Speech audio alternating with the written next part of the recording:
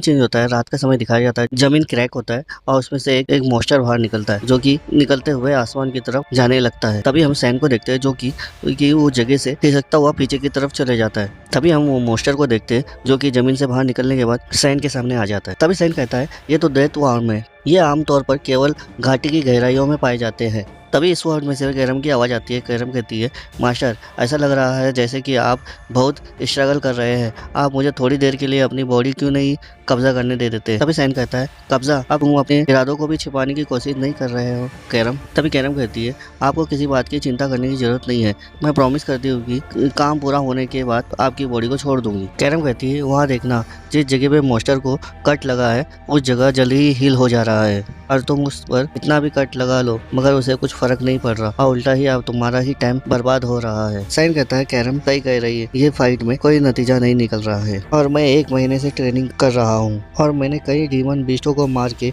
उसका blood P गया हूँ, मगर ये अभी भी काफी नहीं है। तभी हम वो मॉन्स्टर को देखते जो कि तेजी से मुंह खोलते हुए सैन की तरफ बढ़ते हुए आ रहा होता है। सैन कहता है तो मेरे पास कोई चॉइस नहीं है, फिर मैं थोड़ी देर के लिए तुम्हारा खेल खेल लूंगा कैरम। तभी कैरम कहती है ये सो टाइम है। तभी सैन 9 स्टार का मैजिकल इस वर्ड का मंत्र पढ़ते हुए डेथ वार्म के पूरी बॉडी में स्लाइस करते हुए सामने से गुजर जाता है। कैरम कहती है तुम्हारी मोटी चमड़ी मेरे मुकाबले कुछ नहीं है। तभी सैन हवा में उड़ते हुए एक मंत्र पढ़ने लगता है, mysterious blade at loitering petals. तभी सैन डेथ वार्म को फ्लैश की स्पीड से काटते हुए नीचे की तरफ आ जाता है। तभी हम डेथ वार्म को देखते हैं जो कि स्लाइस लगने की वजह से पूरी तरह से बॉडी के छितरे छितरे हो जाते हैं और नीचे आके गिरते हैं। अभी सीन चेंज होता है, हमें दिखाया जाता है मरे हुए रीजन के पास आके कोई उसके ब्लड को छूते हुए कहता है इसे मरे हुए ज्यादा टाइम नहीं लगा है। झारखंड कहते हैं सर ये एक बहुत पावरफुल मैजिक था, क्या ये एक डीमन हो सकता है। ब्लड को छूते हुए ड्यूक वर्ड कहते हैं अगर यहाँ पर डीमन होता तो हम ये रास्ते से गुजर नहीं सकते थे। ड्यूक वर्ड कहते हैं ठीक है, फिर इस जगह को अच्छी तरह से चेक करो और जितने भी डीमन लाशें हैं उन सभी को जला दो। झारखंड कहते हैं ठीक है सर। तभी ड्यूक डीमन के घाव को देखते हुए कहता है ये स्वॉर्ड मुझे ऐसा क्यों लग रहा है ये फैमिलियर है, यही सोच रहे होते। तभी झारखंड पीछे से आवाज लगाते हुए कहता है सर जरा जल्दी से यहाँ आके देखिए। सोचते अब क्या है वहाँ।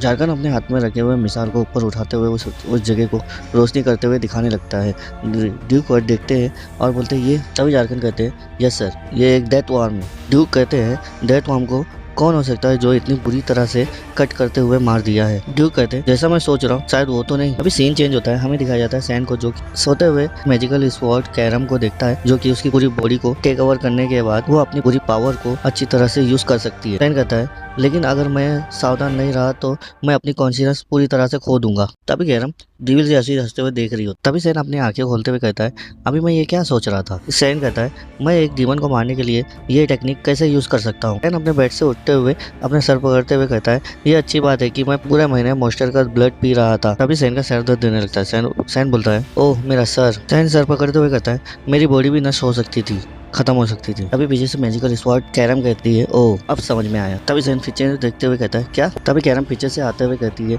तुम बाहर से तो दिखने में एक 10 साल के बच्चे दिखते हो लेकिन तुम बच्चों की तरह रहन सहन और बातचीत नहीं करते हो। कैरम कहती है ये स्पष्ट है कि तुम जिस तरह से मुझे हैंडल किया है ये आपका पहली बार नहीं है और आप लिमे वैली की घाटी को भी अच्छी तरह से जानते हो और तुम्हारी मिस्टीरियस स्वॉर्ड टेक्निक से लग रहा है कि तुम 30 सालों से नॉन स्टॉप प्रैक्टिस करते आ रहे हो और तुमने कहा था पहले भी एक बार तुम मर चुके हो, इसमें कोई संदेह नहीं है और तुम अपने पास्ट में रिटर्न आ चुके हो। सैन कैरम की तरफ देखते हुए कहता है शायद से मैंने तुम्हें पहले ही बता चुका हूँ और तुम मुझे पहली बार नहीं मिले हो। कैरम शौक होती हुई कहती है क्या। कैरम सैन के ऊपर चिढ़ते हुए कहती है तुम तो मुझे इसे अच्छे से एक्सप्लेन करके भी नहीं बताया है। तभी सैन कहता है ये एक लंबी स्टोरी है। कैरम गुस्से में दांत दबाते हुए कहती है किसी भी मामले में आपको आपके जैसे किसी को मारना इतना आसान नहीं होगा है ना, इसका मतलब। कैरम कहती है मास्टर ये युद्ध था या धोखा दिया गया था आपको और इसमें विश्वासघात की संभावना ज्यादा है। सैन कैरम से कहता है तुम्हें ऐसा क्यों लग रहा है, मैंने देखा कि होली स्वॉर्ड से स्टिंग आइस को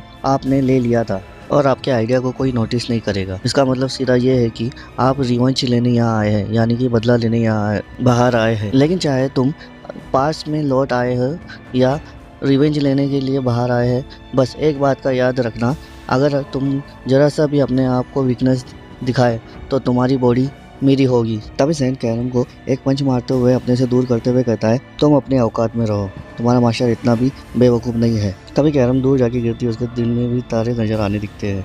तभी सैन कहता है ये वही पुरानी कैरम है, अभी भी इसमें कुछ नहीं बदला। तभी सीन चेंज होता है, सैन को दिखाया जाता है जो कि अपने रूम से बाहर निकल रहा होता है। सैन बाहर निकलते हुए यहाँ वहाँ देखते हुए कहता है क्या चल रहा है, सब लोग यहाँ एकदम से ज्यादा क्यों खड़े हैं। अभी एमिली सैन की तरफ आते हुए कहती है माय लॉर्ड आप उड़ गए। सैन पूछता है एमिली यहाँ क्या चल रहा है। एमिली कहती है तुम विश्वास नहीं करोगे, लास्ट नाइट हमें हाई लेवल का एक मॉन्स्टर मिला है, वो भी वैली के एंट्रेंस पर। सैन थोड़ा घबराते हुए सोचता है क्या ये डेथ वर्म के बारे में बात कर रही है। एमिली कहती है ऐसा पहली बार हुआ है, हमारे कैंप के पास एक हाई लेवल का मॉन्स्टर हमें मिला है। तभी सैन पूछता है और कुछ। एमिली सुनते ही फ्रीज हो जाती है, बोलती है क्या। सैन कहता है क्या उन्होंने कुछ और भी ऐसा कुछ किया, जैसे कि सस्पिशियस पर्सन को देखना और या मेरे बारे में। सैन एमिली से यही सब पूछ रहा होता है। तभी जारकन आते हुए कहता है लॉर्ड सैन आपके फादर सर ड्यूक वर्ड ने ऑफिस में बुलाया है। सैन कहता है शायद से ये मेरे लिए अच्छा नहीं है। लास्ट नाइट फादर और उनके आदमी सडनली वहाँ आ गए थे, वहाँ मैं मॉन्स्टर के डेड बॉडी को वैसे ही छोड़ के भागना पड़ा था। सैन कहता है मैं जब तक एकेडमी के अंदर ना चले जाऊँ, जब तक के लिए मुझे प्लानिंग करते हुए